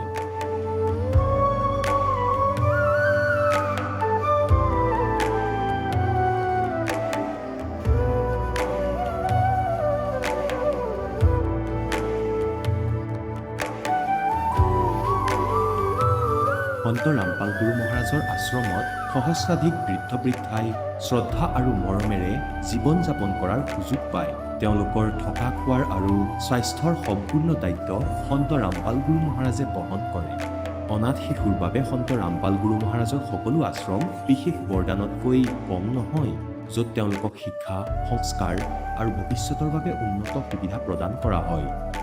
বানপানী, ভূমিকম্প বা মহামাৰী যিয়েই নহওক, সন্ত ৰামপাল গুৰু মহাৰাজ আৰু তেওঁৰ অনুগামীসকল সদায় আৰ্তজনৰ বাবে আগ্ৰনোৱা হৈ থাকে।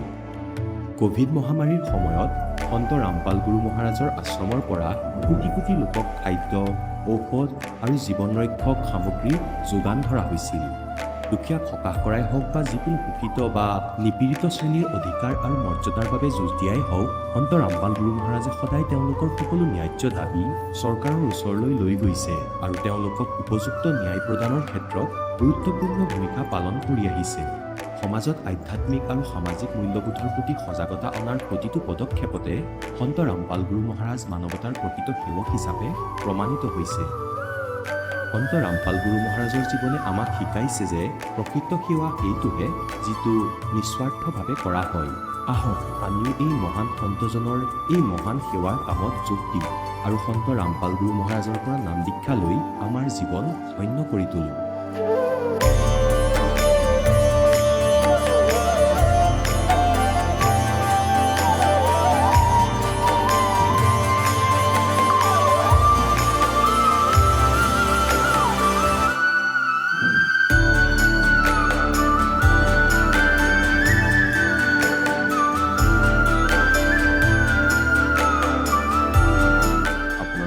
পৰিয়ালৰ সৈতে সৎলোক আশ্ৰমলৈ আন্তৰিকতাৰে আমন্ত্ৰণ জনোৱা হয়।